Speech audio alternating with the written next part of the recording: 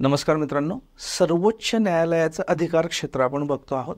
त्याच्यामध्ये दोन अधिकार क्षेत्र आपण ऑलरेडी बघितलेले आहेत. प्रारंभिक अधिकार क्षेत्र आणि प्राधिलेख अधिकार क्षेत्र, म्हणजे ओरिजिनल ज्युरिडिक्शन आणि रिट ज्युरिडिक्शन. पुढचं बघतोय आपण आता अपील अधिकार क्षेत्र. अपील अधिकार क्षेत्र म्हणजे ॲपिलेट ज्युरिडिक्शन. अपील म्हणजे काय? जेव्हा एखादी खालच्या स्तराची अधिकारी प्राधिकारी व्यक्ती किंवा संस्था एखादा निर्णय देते आणि तो निर्णय, आता कुठल्याही निर्णयामध्ये दोन पार्टीज असतात, दोन लोकांमधलं भांडण किंवा तंटा किंवा काहीतरी असतं, मॅटर असतं, तेव्हा बेसिकली कुठेतरी कोर्टात जातं, राईट. सो त्या दोन खालच्या कोर्टाने म्हणा किंवा संस्थेने किंवा व्यक्तीने जो न्याय दिलेला आहे तो जर एखाद्या दोघं पार्ट्यांपैकी एखाद्या पार्टीला ॲक्सेप्टेबल नसेल तर मग ती पार्टी वरच्या इथे अपील करते. किंवा असंही असू शकतं की दोघंही पार्टांना तो ॲक्सेप्टेबल नाही निर्णय, दोघीही पार्टी वेगवेगळ्या कारणाने वरच्या इथे अपील करू शकतात. ओके, त्याला आपण अपील म्हणतो. सो अशा पद्धतीने सुप्रीम कोर्टाच्या खाली अनेक न्यायालये आहेत, पण लगेचच्या लगेच खाली कोणतं न्यायालय आहेत? ती म्हणजे उच्च न्यायालये आहेत. तर या उच्च न्यायालयांनी दिलेल्या निर्णयावर कुठलीही पार्टी अपील करू शकते. तर कोणत्या मॅटर्समध्ये अपील होऊ शकतं सुप्रीम कोर्टामध्ये? ते म्हणजे ॲपिलेट ज्युरिडिक्शन सुप्रीम कोर्टाचं. कारण असं नाही होणार की प्रत्येकच मॅटरमध्ये अपील, मग तर सुप्रीम कोर्टाकडे अक्षरशः शेकडो कोटी केसेस दाखल होऊन जातील. त्याच्यामुळे रेस्ट्रिक्टेड आहे की काही विशिष्ट गोष्टींमध्येच सुप्रीम कोर्टामध्ये अपील करता येऊ शकतं. त्याला आपण म्हणतो सुप्रीम कोर्टाचं ॲपिलेट ज्युरिडिक्शन म्हणजे अपील अधिकार क्षेत्र.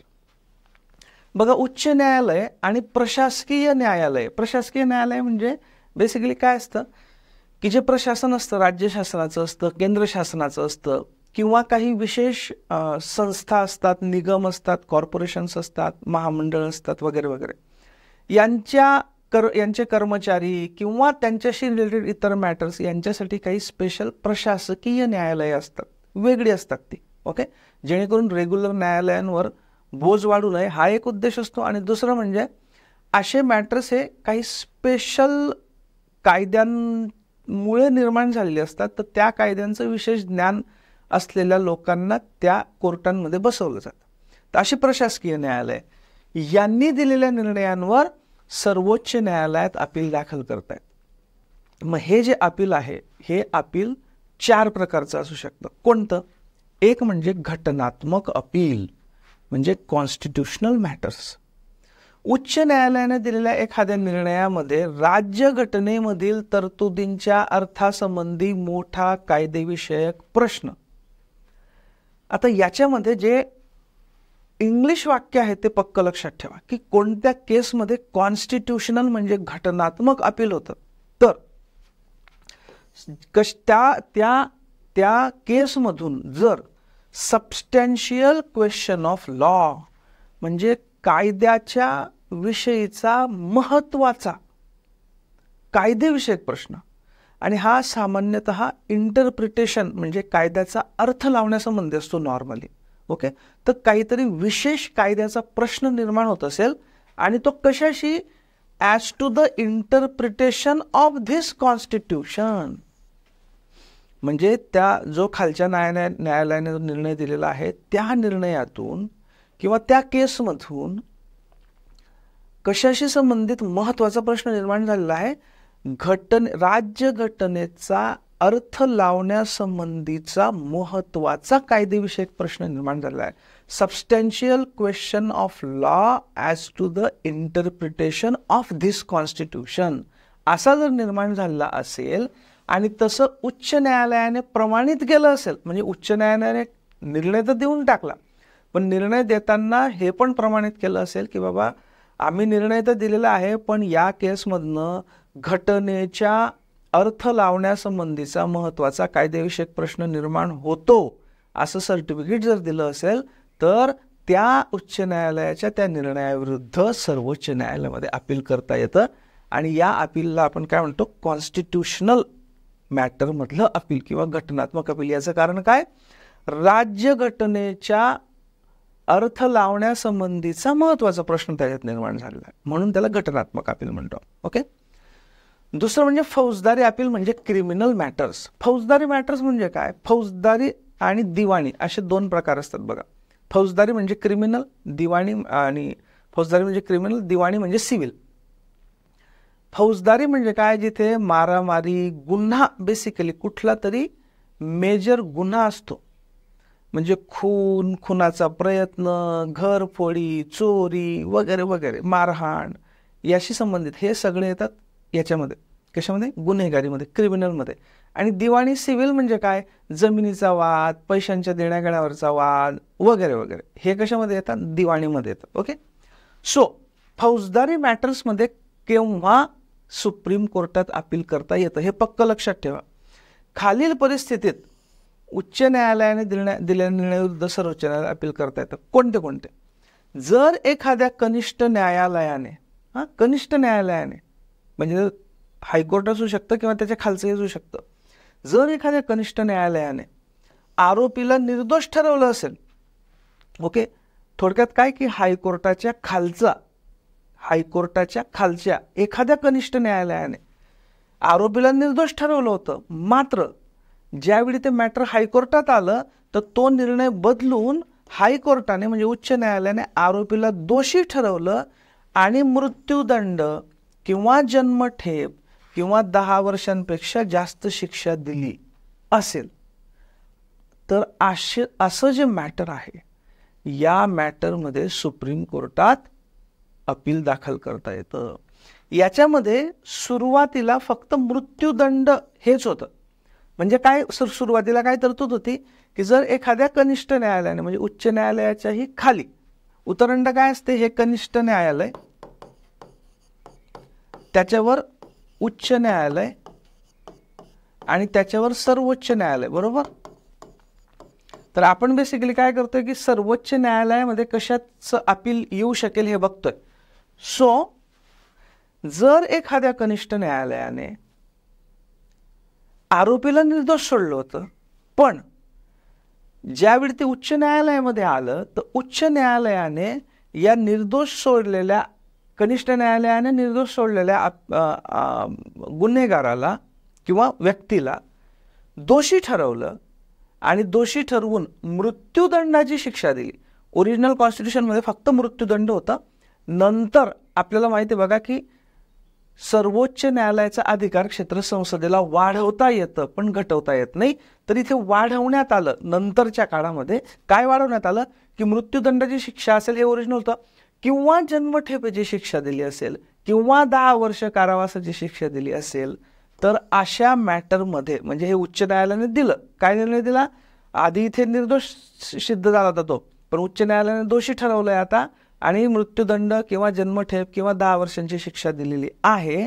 तर अशा मॅटरमध्ये सर्वोच्च न्यायालयामध्ये अपील करता येईल. Okay, right.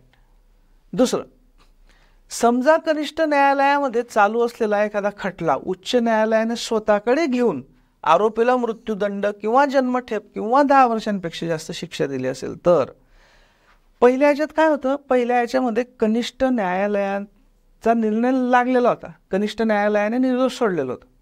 दुसरी कंडिशनमध्ये काय आहे की कनिष्ठ न्यायालयाचा निर्णय आलेलाच नाहीये. कनिष्ठ न्यायालयामध्ये खटला चालू होता, पण उच्च न्यायालयाने तो चालू असलेला खटला स्वतःकडे वर्ग करून घेतला. उच्च न्यायालयाला ती पॉवर असते. तर तो जो चालू होता तो खटला समजा खुनाचा असेल किंवा काहीतरी असेल, ओके, खुनाचा प्रयत्नाचा असेल, तो खटला चालू होता. चालू असताना उच्च न्यायालयाने स्वतःकडे घेतला आणि स्वतःकडे घेऊन आरोपीला दोषी सिद्ध करून किंवा दोषी मानून मृत्यूदंड किंवा जन्मठेप किंवा 10 वर्षांपेक्षा जास्त शिक्षा दिली, तर अशा वेळी सुद्धा या उच्च न्यायालयाच्या निर्णयाविरुद्ध सर्वोच्च न्यायालयामध्ये अपील करता येईल. इथे सुद्धा पूर्वी फक्त मृत्यूदंड होतं, नंतर संसदेने हे वाढवून दिलं, सर्वोच्च न्यायालयाचं अधिकार क्षेत्र वाढवून दिलं की जन्मठेप किंवा 10 वर्षापेक्षा जास्त शिक्षा असेल तरी सुद्धा सर्वोच्च न्यायालयामध्ये अपील दाखल करते.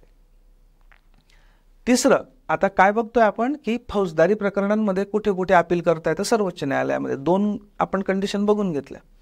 तिसरी कंडिशन, उच्च न्यायालयाने असे प्रमाणपत्र दिले असेल की एखाद्या फौजदारी प्रकरणातील निर्णय हा सर्वोच्च न्यायालयाकडे अपील करण्यासाठी योग्य आहे, तर म्हणजे समजा ते दोन्ही मॅटर नाही आहेत, पण उच्च न्यायालयाने स्वतःच असं प्रमाणित केलेलं आहे की या केसमध्ये म्हणजे ही केस किंवा हा निर्णय हा सर्वोच्च न्यायालयामध्ये अपील करण्यास योग्य आहे, असं प्रमाणपत्र जर उच्च न्यायालयानेच दिलं असेल तर त्याच्यामध्ये सर्वोच्च न्यायालयामध्ये अपील करता येत. ओके, झालं. आता आपण पहिले दोन काय बघितले, एक बघितलं कॉन्स्टिट्यूशनल मॅटर्समध्ये म्हणजे घटनात्मक अपील, दुसरं बघितलं फौजदारी मॅटर्समध्ये अपील, तिसरं दिवाणी अपील. दिवाणी म्हणजे तुम्हाला मी सांगितलं भांडणं, जमिनीची भांडणं, पैशांची भांडणं, कराराशी रिलेटेड भांडणं वगैरे वगैरे, हे सगळे दिवाणी मॅटर असतात. या बाबतीत कधी सर्वोच्च न्यायालयात अपील करता येऊ शकतं जर अशा खटल्यामध्ये सर्वसाधारण महत्वाचा कायदेविषयक प्रश्न अंतर्भूत असेल तर. याला इंग्लिशमध्ये म्हणतात a substantial question of law of general importance. लक्षात घ्या की जे आपण घटनात्मक अपील बघितलं होतं, घटनात्मक अपीलमध्ये पण सबस्टॅन्शियल क्वेश्चन ऑफ लॉ होता, पण तो कायदेविषयक प्रश्न कशाशी संबंधित होता, घटनेचा अर्थ लावण्यासंबंधी होता. आता आपण ज्यावेळी दिवाणी अपिलांचं बघतो आहोत त्यावेळी इथे पण सर्वसाधारण महत्वाचा कायदेविषयक प्रश्न महत्वाचा कायदेविषयक प्रश्न आहे, सबस्टॅन्शियल क्वेश्चन ऑफ लॉ आहे, पण तो कशाशी रिलेटेड आहे, ऑफ जनरल इम्पॉर्टन्स. इथे राज्यघटनेचा संबंध नाही, पण जनरल इम्पॉर्टन्स म्हणजे सर्वसाधारण महत्वाचा कायदेविषयक प्रश्न आहे याच्यामध्ये. ओके, तर त्याच्यामध्ये अपील करता येईल जरी ते दिवाणी मॅटर असेल तरी. आणि अशा महत्वाच्या कायदेविषयक प्रश्नाचा निर्णय सर्वोच्च न्यायालयाने करणे गरजेचे आहे असे उच्च न्यायालयाचे मत असेल. ओके, दोन्ही गोष्टी एकत्रित सॅटिस्फाय झाल्या पाहिजे, म्हणजे की त्या खटल्यामध्ये सर्वसाधारण महत्वाचा कायदेविषयक प्रश्न आहे आणि उच्च न्यायालयाचं असं मत आहे की त्या कायदेविषयक प्रश्नावर सर्वोच्च न्यायालयाने त्याचा विचार करणं गरजेचं आहे, निर्णय देणं गरजेचं आहे, असं उच्च न्यायालयाचं मत असेल तर दिवाणी याच्यामध्ये सुद्धा सर्वोच्च न्यायालयात अपील करता येऊ शकतं. Okay, right. 3 झाले. आता चौथं विशेष परवानगीचे appeal, appeal by special leave. Special leave म्हणजे विशेष परवानगी. लीव्ह म्हणजे परवानगी असा पण अर्थ होतो, एक लीव्ह म्हणजे रजा असा पण अर्थ होतो, आणि लीव्हचा अर्थ परवानगी असाही होतो.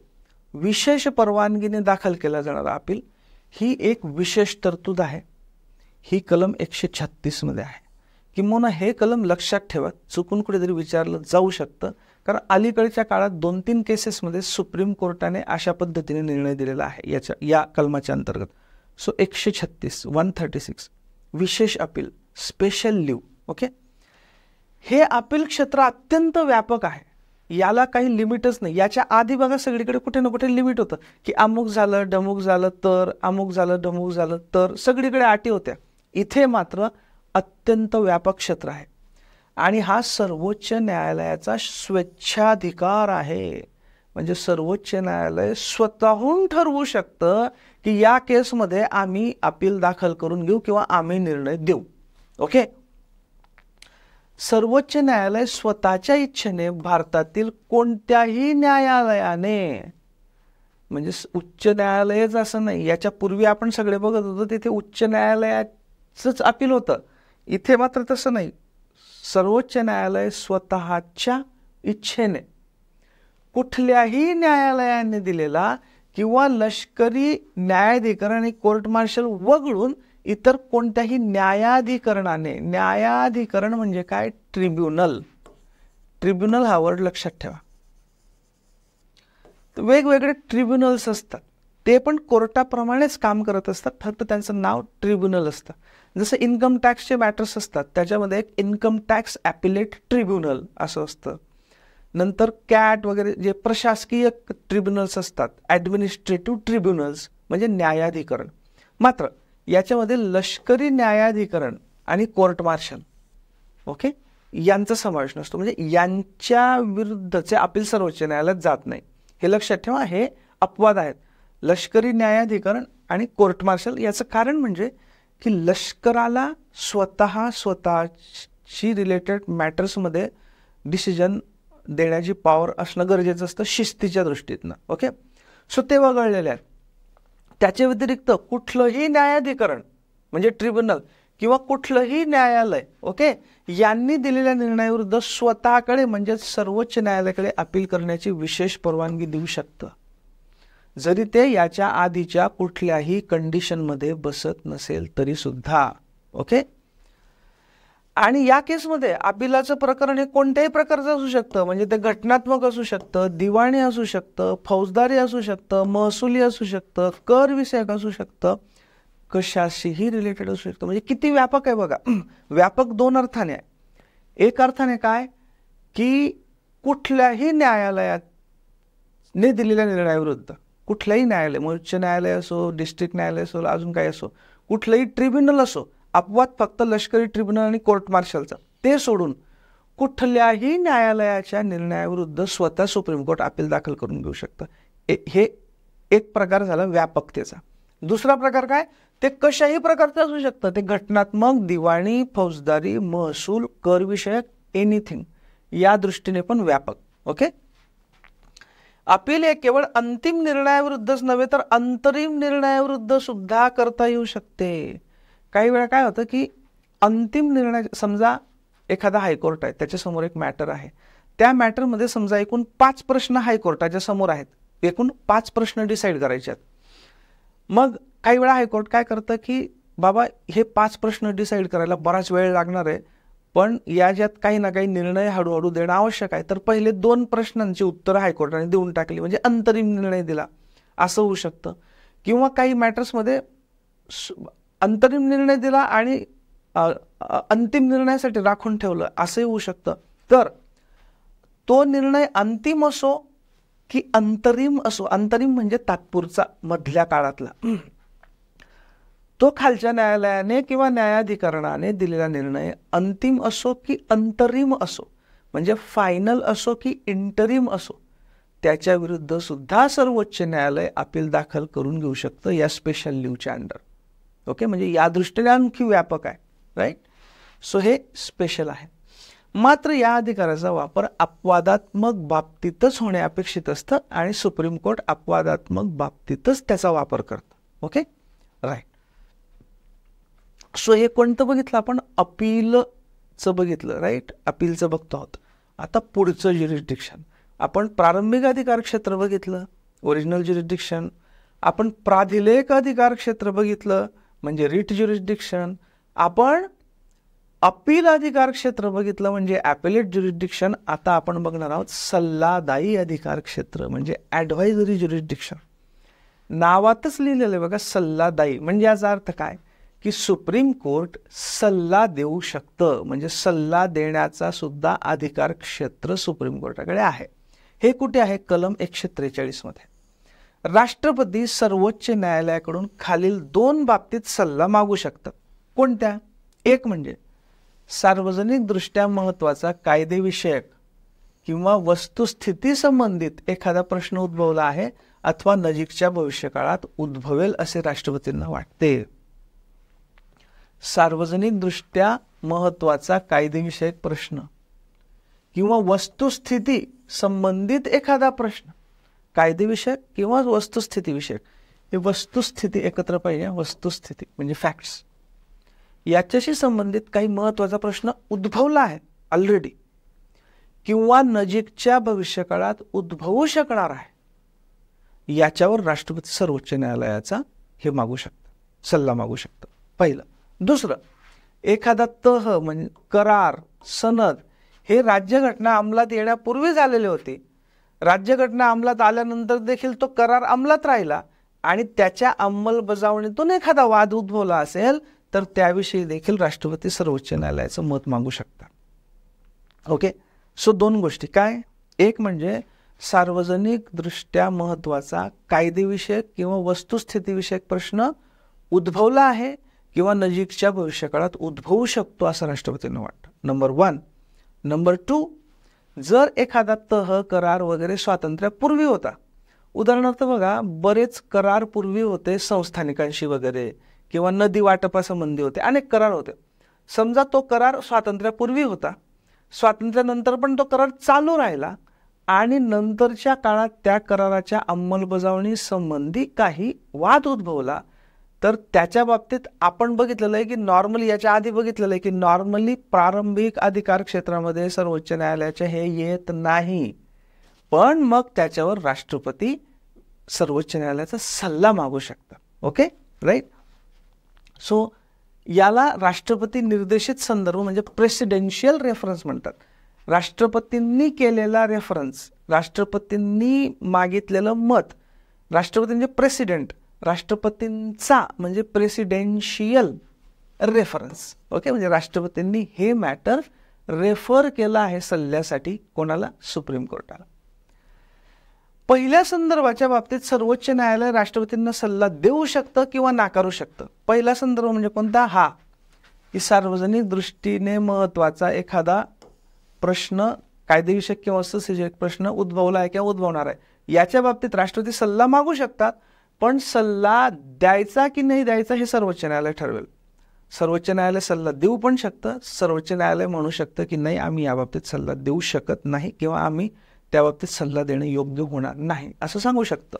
मात्र दुसऱ्या संदर्भाच्या बाबतीत सर्वोच्च न्यायालयाने सल्ला देणे बंधनकारक असते. म्हणजे हे जुन्या करारांच्या बाबतीत काही प्रश्न उद्भवला असेल, याच्याशी संबंधित काही मॅटर रेफर केलं असेल प्रेसिडेंटनी, तर याच्यावर मात्र सल्ला देणं राष्ट्रपतींवर बंधनकारक आहे. ओके, सर्वोच्च न्यायालयाने दिलेला कोणताही सल्ला राष्ट्रपतींवर बंधनकारक नसतो, कारण तो सल्ला असतो, तो बंधनकारक नाही राष्ट्रपतींवर, तो केवळ सल्लागार स्वरूपाचा असतो. तो सल्लागार स्वरूपाचा असतो, कंपल्सरी नसतो की तो सल्ला दिला म्हणजे तो आता मानलाच पाहिजे किंवा त्यानुसारच काही ॲक्शन घेतली पाहिजे, अशी गरज नाही. Okay, right. आता तुम्हाला आठवत असेल बघा, हे जे 143 सल्लादायी अधिकार क्षेत्र आहे, आपण मागच्याच 1-2 व्हिडिओमध्ये बघितलेलं आहे बघा, की जी थर्ड जजेस केस होती कॉलेजियमशी संबंधित, थर्ड जजेस केस, ती ॲक्च्युली कुठली केस नव्हती, तर राष्ट्रपतींनी या कलमाच्या अंतर्गत 143च्या अंतर्गत मागितलेला सल्ला होता. ओके, असं क्रॉस रेफरन्सेस आपण मनातल्या मनात करत राहायचे, त्याच्याने काय होतं की गोष्टी लक्षात राहायला फार मदत होते. राईट. ओके, ठीक आहे. हां, त्याला एक अधिकृत कायदेविषयक सल्ल्याचे स्वरूप असते, पण तो बंधनकारक नसतो. मात्र आतापर्यंतचे महत्त्वाचे आता राष्ट्रपतींचे जवळपास 15-20 आतापर्यंतचे रेफरन्सेस आहेत. फक्त काही महत्त्वाचे मी इथे लिस्ट आउट केलेले आहेत. दिल्ली लॉ ॲक्ट, केरळचं शैक्षणिक विधेयक, बेरुबारी युनियन. आपण अगदी स्टार्टिंगला जेव्हा भौगोलिक क्षेत्र याच्या बाबतीत बघितलेला आहे ना, त्याच्यात हा बेरुबारी युनियनचा निर्णय आलेला होता बघा, हा पण राष्ट्रपतींचा सल्ला होता. कायदे मंडळांचे अधिकार, केशवसिंग प्रकरण, राष्ट्रपती निवडणूक, विशेष न्यायालय विधेयक, जम्मू काश्मीर पुनर्वसन कायदा जुना आहे 1982चा, कावेरी पाणी वाद न्यायाधिकरणशी संबंधित, राम जन्मभूमी प्रकरण, याच्यात पण 1993 सल्ल्यासाठी पाठवलं गेलं होतं. गुजरात विधानसभा निवडणूक पुढे ढकलण्याचा निवडणूक आयोगाचा निर्णय घटनात्मक वैध आहे का, घटनात्मकदृष्ट्या वैध आहे का नाही, हे 2002 मॅटर गेलं होतं. 2G स्पेक्ट्रम घोटाळाचा जो निकाल आहे, ओके, त्याच्याशी संबंधित, आणि मग सर्व क्षेत्रांमधल्या नैसर्गिक संसाधनांचा सक्तीचा लिलाव करावा नाही करावा या बाबतीत. कारण 2G स्पेक्ट्रममध्ये अल्टिमेटली काही सिद्ध काहीच झालं नाही, इन द सेन्स की सगळे निर्दोष मुक्त झाले. त्या संदर्भाने मग नेमकं जे सार्वजनिक क्षेत्रामधले नैसर्गिक संसाधनं आहेत त्यांचा लिलाव सक्तीचा करावा किंवा काय, त्याच्याशी संबंधित हा रेफरन्स होता. ओके, से अनेक रेफरन्सेस आहेत, काही महत्त्वाचे रेफरन्स फक्त मी दिलेले आहे. ओके, सो आता आपण कोणतं कोणतं अधिकार क्षेत्र बघितलं. आपण प्रारंभिक अधिकार क्षेत्र बघितलं, प्राधिलेख अधिकार क्षेत्र बघितलं, अपील अधिकार क्षेत्र बघितलं, सल्लादायी अधिकार क्षेत्र बघितलं, अजून एक आहे अभिलेख न्यायालय अधिकार क्षेत्र. अभिलेख न्यायालय म्हणजे अ कोर्ट ऑफ रेकॉर्ड. हा शब्द इंग्लिशमधला लक्षात ठेवा, अ कोर्ट ऑफ रेकॉर्ड म्हणजे काय, म्हणजे असं सिंपल लक्षात ठेवा की या कोर्टाचं जे काही कामकाज आहे ते रेकॉर्डवर असतं आणि त्याला बंधन, इतर न्यायालयांवर बंधनकारक असं त्याचं स्वरूप असतं। डिटेलमध्ये आपण बघू। नंबर 1 म्हणजे सर्वोच्च न्यायालयाचे निर्णय हे अंतिम मानले जातात, किंबहुना असं म्हटलं जातं कॉन्स्टिट्यूशन किंवा law is what Supreme Court interprets. म्हणजे कुठल्याही राज्यघटनेशी संबंधित काही प्रश्न असो किंवा कायदेविषयक काही प्रश्न असतो, त्याचा फायनल अर्थ काय हा सर्वोच्च न्यायालयाच्या निर्णयावर अवलंबून असतो। सो फायनल असतं, सर्वोच्च न्यायालयाचे निर्णय अंतिम मानले जातात। अर्थात सर्वोच्च न्यायालय स्वतःच्याच निर्णयांचा फेरविचार करू शकते, तो भाग वेगळा, पण जोपर्यंत तो फेरविचार होत नाही तोपर्यंत त्यावेळचा जो सर्वोच्च न्यायालयाचा निर्णय असेल तो अंतिम मानला जातो, एवढं लक्षात ठेवा। व इतर सर्व न्यायालयांवर ते बंधनकारक असतात।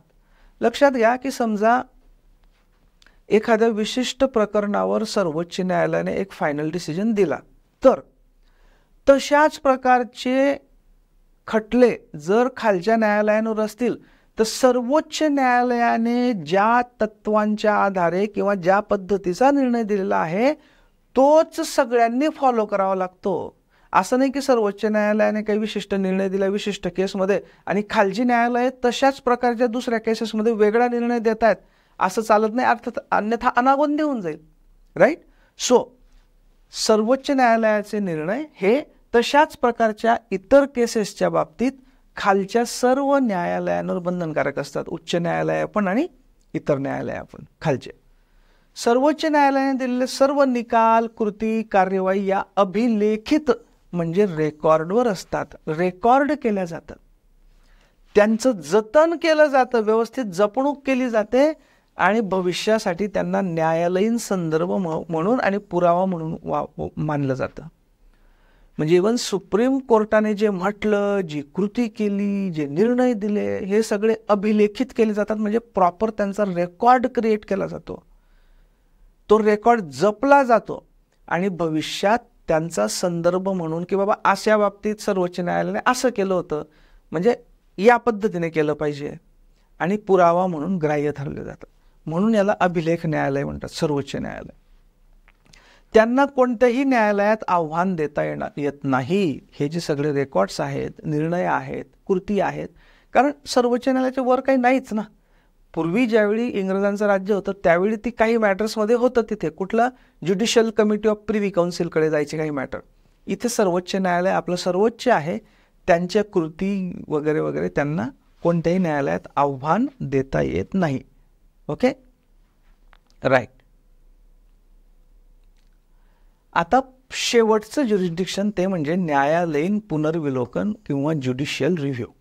न्यायालयीन पुनर्विलोकन किंवा ज्युडिशियल रिव्ह्यू, एखादा कायदा किंवा कार्यकारी आदेश, एक लक्षात घ्या, नुसत्या कायद्याचाच रिव्ह्यू करत नाही सुप्रीम कोर्ट, तर एखादा कार्यकारी आदेश जरी असेल, कायदा नाहीये, काही ऑर्डर आहे, एखाद्या अधिकाऱ्याची ऑर्डर आहे किंवा एखाद्या बोर्डाची ऑर्डर, बोर्ड म्हणजे सेंट्रल डायरेक्ट टॅक्सेस बोर्ड असेल, सेंट्रल इनडायरेक्ट टॅक्सेसची बोर्ड असतील, इतर काही प्राधिकरण असतील, कोणत्या मंत्र्यांचा आदेश असेल, कोणाचाही कुठलाही कार्यकारी आदेश आणि कायदा तर आहेच, ओके, हा राज्यघटनेच्या तरतुदींशी विसंगत म्हणजे अल्ट्रावायर असेल, विसंगत अल्ट्रावायर असेल असं निदर्शनास आलं तर सर्वोच्च न्यायालय त्यांना घटनाबाह्य व प्रभावहीन म्हणजे नल अँड व्हाईड असा शब्द वापरला जातो, null and void. Null and void, null म्हणजे त्याचं अस्तित्व नाही, व्हाईड म्हणजे त्याचा कुठलाही प्रभाव नाही। म्हणजे जर एखादा कायदा किंवा एखादा कार्यकारी आदेश हा घटनेच्या तरतुदींशी विसंगत आहे, अल्ट्रावायर आहे, असं जर सर्वोच्च न्यायालयाच्या निदर्शनात आलं तर सर्वोच्च न्यायालय त्याला नल अँड व्हाईड म्हणजे अस्तित्वहीन, प्रभावहीन डिक्लेअर करू शकतं, कारण तो राज्यघटनेच्या विरोधी आहे। इथे काय केलं सर्वोच्च न्यायालयाने, न्यायालयीन पुनर्विलोकन केलं म्हणजे रिव्ह्यू केला राज्यघटनेच्या संदर्भाने आणि डिक्लेअर केलं की हे राज्यघटनेच्या विरुद्ध आहे, त्यामुळे हे कॅन्सल, रद्दबातल। ओके, हा पुनर्विलोकनाचा अधिकार केंद्राच्या तसेच राज्यांच्या कायदे आणि कार्यकारी आदेशांनाही लागू होतो। म्हणजे तो कायदा केंद्राने केलेला असो किंवा राज्याने केलेला असो, दोघांना घटनाबाह्य ठरवण्याचा अधिकार आहे सर्वोच्च न्यायालयाचा. जो कार्यकारी आदेश असेल तो केंद्र सरकारच्या कार्यकारी मंडळातल्या कोणी मंत्र्याने अधिकाऱ्याने दिलेला असो की राज्य सरकारचं कोणी चीफ मिनिस्टर अधिकाऱ्यांनी दिलेला असो, दोघांच्या बाबतीत घटनाबाह्य ठरवण्याचा म्हणजेच न्यायालयीन पुनर्विलोकन करण्याचा अधिकार सर्वोच्च न्यायालय आहे. सामान्यतः खालील बाबींच्या आधारे कायदा किंवा कार्यकारी आदेशाच्या घटनात्मकतेला आव्हान देता येतं. कशाच्या बेसिसवर आव्हान देतं? आता हे प्रत्येक वेळी सर्वोच्च न्यायालय स्वतःहूनच करतं असं नाही.